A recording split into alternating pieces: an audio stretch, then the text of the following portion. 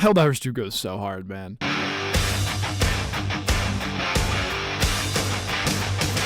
So, in a previous video about Titanfall 2, I referenced the game's cool factor as something that made it stand out in the shooter crowd. I mean, plus, I like dropping robots from low orbit, what can I say? Anyway, clearly the dudes over at Arrowhead were listening to me because Helldivers 2 has the sauce. I've been playing this game religiously for 2 weeks now, it'd probably be more than that by the time this comes out. Part of the reason my Spider-Verse video took so long was the fact that this game just had me by the balls. And since this game had me by the balls, I think I owe it to my brave little boys to explain what makes this game so fun. This is not a review, by the way. I intend this to be more of a discussion on what works in Helldivers. If you want a review, the game is super fun. You can commit war crimes with orbital and handheld ordnance. 9 out of 10 would drop again. In order to illustrate my hastily assembled point, I'd like to touch on 3 areas. These 3 areas are, in no particular order, cool shit, enemy and map variety / strategy, and immersion and the live service aspects. And since cool shit is the Vegas category, I'm going to start there. First up, the drop.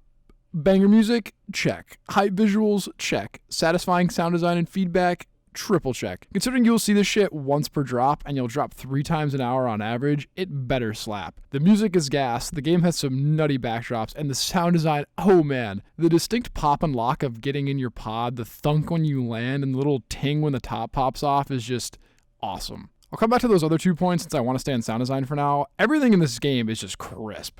The weapons...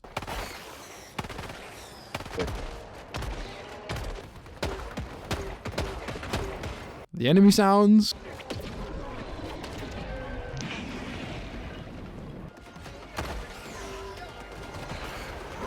Shit, even picking up samples sounds cool. Rare sample acquired. The sound design does insanely well to immerse you in this world, but that's a later category, so back to the backdrops. Just sitting in your destroyer looking out the window at some of the nutty shit in space is genuine fun. There's this one planet with red rings that looks so swag, there's nebulas and a ton of different variety. You can watch the sunrise as it beams into your ship and you salute your imminent demise in the name of democracy. Peak. The destroyer itself is cool too. Not only does the design feel pretty unique as far as sci-fi ships go, but progression in terms of permanent ship upgrades is visual, which is so cool. Get an upgrade for your orbital bombardments? Sick, now you have 2 more guns in your whip. Spec into engineering so your sentry turrets do better? Cool, here's a whole new bay for it. Upgrade your Eagle strike craft to drop more bombs? Okay fucker, now your whole hangar is full of freedom. Also, naming your destroyer is awesome, especially since it shows up on the outside as you drop. Mine's the SES Lady of Iron because I'm a sweaty nerd, but my buddy went with the SES Flame of Midnight, and another buddy went with, get this, SES Elected Representative of Individual Barrett. What a shit ass. Now, while the ship is cool as a hub, what it allows you to do on planet is even cooler. Airstrikes, strafing runs, sentry call-ins, orbital lasers, and a bomb so big you're guaranteed to nuke your buddy at least once. The variety in stratagems is wild, and there's pretty much a tool for every situation. Cluster bombs for area clear, rail cannons for the big boys, shield backpacks because you suck and need a crutch. To top it all off, you can see your squadron in orbit if you look up, and you can actually see your own destroyer drop in stratagems, the most obvious being the orbital laser. And while the variety of stratagems is impressive, the visual variety is impressive as well, and so are the locations you get to use them. Planets are extremely varied visually, my favorites being the Robot Vietnam of Malevelon Creek, and the Felucia adjacent purple forests of whatever this planet is.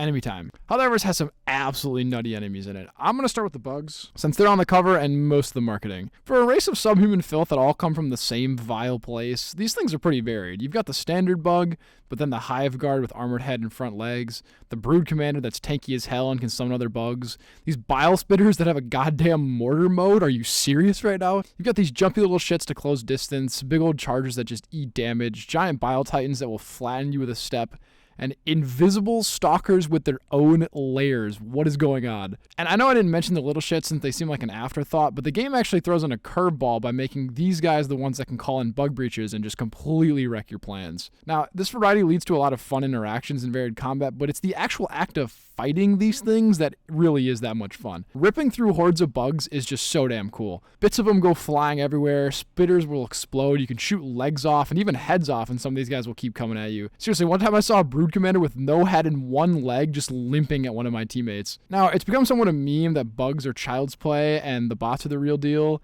I'm not going to step into which is harder. It's the bots, by the way. But bots have their own crazy set of rules and aesthetics. First, their design facilitates these giant firefights where the game just straight up turns into Star Wars, lasers flying all over the place. You've got jetpack dudes with explosive bodies, Devastator bots with either guns, shields, or rocket pods. They've sent in the supers. Watch those wrist rockets. Hulks with flamethrowers, these chainsaw dudes that will run you down, and oh yeah, whole ass tanks. And sometimes the tank has AA guns on it.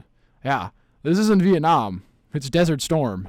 And you're an Iraqi, buddy. Also, little dudes will call in bot drops where dropships drop all kinds of shit in your head, so that's not fun. But just like the bugs, actually fighting these guys is so visceral. You feel like you're ripping through waves of metal, parts and limbs flying everywhere. Shoot a Devastator in the head and its head will explode like a Cabal from Destiny. Don't like a Hulk running you down but can't kill it? Shoot its arms off, take away its offensive capability. Chainsaw guys up in your grill? Yeah, there's no strategy here, bro. Just hold left click. The enemy variety between just two factions is wild. I don't even want to know what it's going to be like when these Illuminate shitters show up. And while the enemies themselves are varied, the mission variety is even better. Want to set up a nuke on an ICBM? Do it. Want to purge terminate hatcheries? Do it. Want to just straight up kill dudes? Do it. Want to desperately try to get the civilian AI to not pathfind into a chainsaw? I mean, if you really want to, bro. And while the mission types have decent variety, it's the variety of activities within the mission that really takes it to another level. You can find vaults only openable by 2 players, little crates that you can blow open for loot, crash pods you have to salute to get loot, and my favorite POI in the game, Poop Rock! All praise Poop Rock! Praise Lord Poop Rock, be our guest, and let these super samples to us be blessed. Amen. While the variety of lootable stuff is nice, the secondary objectives and enemy bases are even better. There are automaton bases full of dudes and tanks, defended by barbed wire, mines, machine gun emplacements, and these fucking stupid-ass cannons. Jesus, leave me alone. There are also terminid nests that vary in size and shape, the biggest of which are giant pits with 10 holes you gotta close. Side note, hitting long-range throws to close holes will have you out here feeling like Patty Mahomes. Josh Allen type shit. Aside from the bases, you can find a bunch of different secondary objectives that influence the mission in some way. Spore Spear obscuring vision? Nuke it.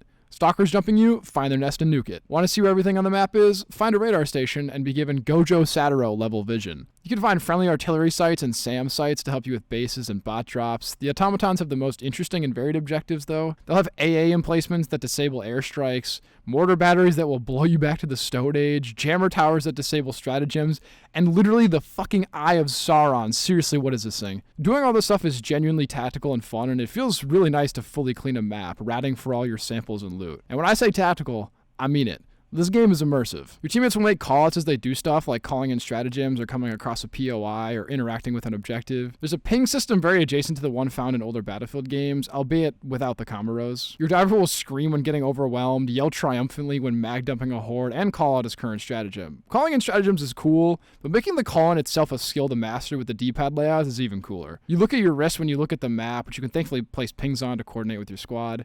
As I mentioned in my Titanfall video, everything is better when it's dropped from space. The dive mechanic rocks, and it makes running from an airstrike and dodging incoming fire feel like an action movie. A big part of the immersion in this game is the live service aspect, the Galactic War. I mean, I call it a live service aspect, but live service has such a negative connotation at this point that it kind of feels wrong.